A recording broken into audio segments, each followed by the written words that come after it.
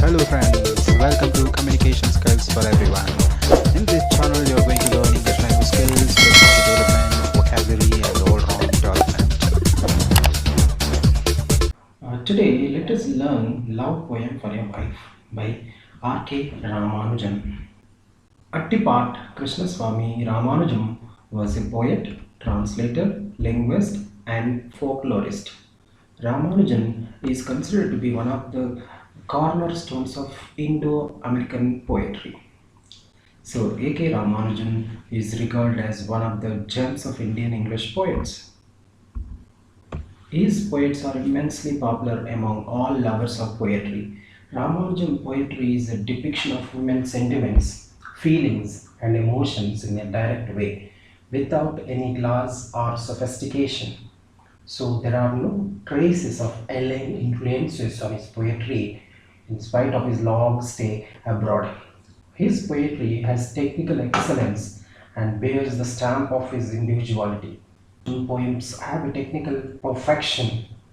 His poetry is never pedantic or verbose and is written in a language which is crisp, intense, and casual. So let us look at the summary of the poem, Love Poem for a Wife.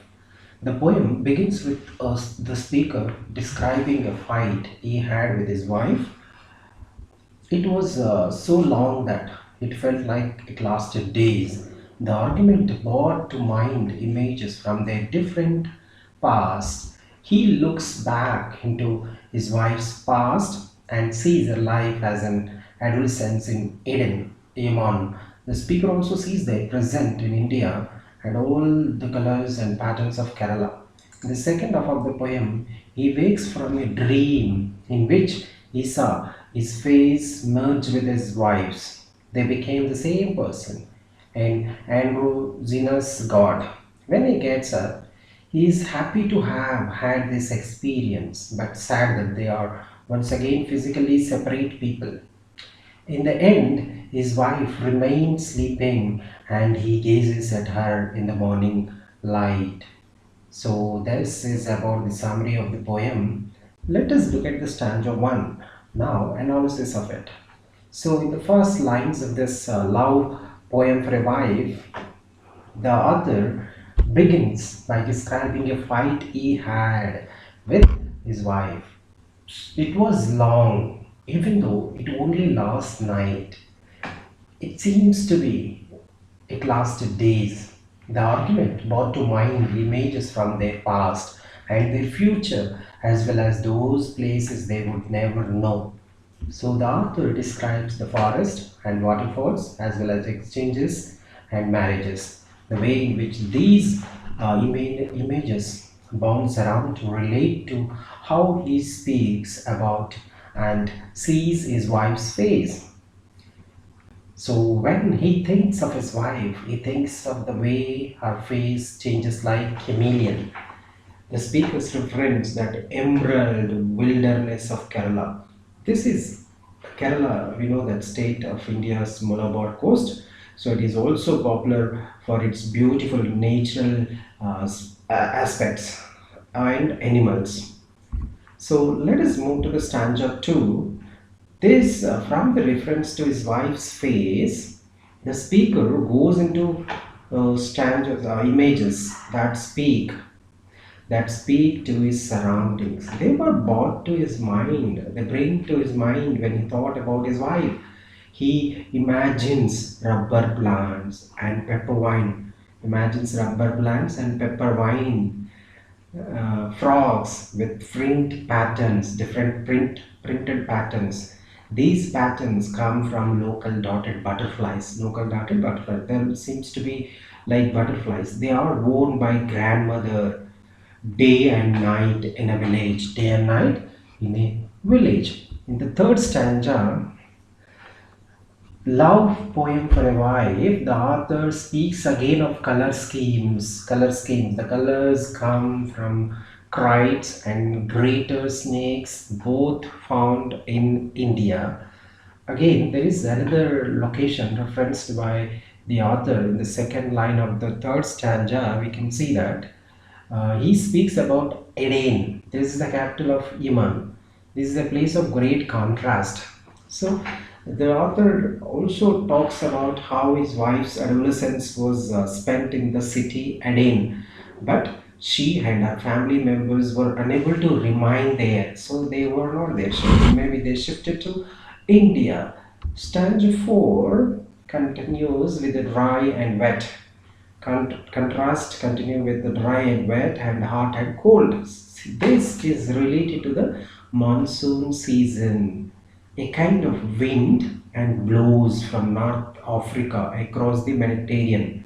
North Africa across the Mediterranean. So it is interesting to regard how the speaker brings up these images. He is assuming that the reader is going to be able to relate to them, right? Maybe the reader also relate.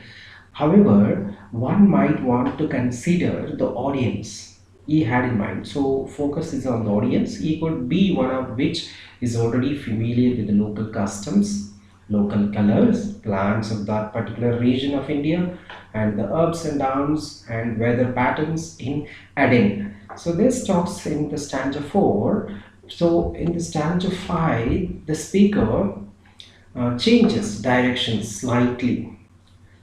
When he turns to speak about a specific dream he had, he recollects how in the dream his face became her own and her face became his.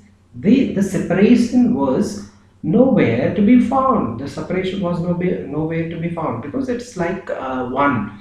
He compares the way in which his own history disappeared to be a dragnet, a kind of net which is dragged through a river. So, in order to catch fish, after having the dream, he woke up and groped around. So he was brought back into reality when he turned on the ceiling night. So the stanza 6, the speaker continues to narrate what the aftermath of the specific dream was like uh, in this poem, love poem for a wife. He looked around until he found off a mirror. The mirror had fallen behind a dresser in the mountain cabin. He used it to look at his face, but he is also able to see her behind him. She was there on her side of the bed with her very Syriac face. Stanza 7, he expresses happiness with the fact that she is remembering his dream and the fact that in the dream they were for of woman, of men. So they were both within a common body. So the speaker compares this morphing of their selves to an androgynous god. So he knows that soon the dream is going to pass and he will be back to being himself. He will be the drying net on the mountain. So in the eighth stanza of love poem for a wife, morning comes.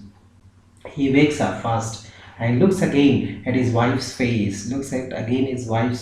She's still fast asleep, blessed as by butterfly and snake. The images spoken about in the first few stanzas come back to him. These are the elements of her fast, and she has been blessed by them. In this last line, we can see he admits to a feeling of envy he has of anyone else who might have a claim over his wife. This is the story, this is the summary of this particular poem. So there are certain things we can look at. One of the most important technique used in this poem is enjambment. So this occurs when a line is cut off before its natural stopping point. So another technique used by Ramanujan in this poem is alliteration. So alliteration, repetition of consonant sounds. It occurs when the words are used in a succession. So metaphor simile also used in the text, and the speaker compares his wife to a variety of different things, such as a pouting difficult child. Another movement in the fifth stanza sees the speaker use a simile to compare his own face and hers to his. This is Drognest past. Thank you for watching. Subscribe. Communication skills for everyone for more academic and educational videos.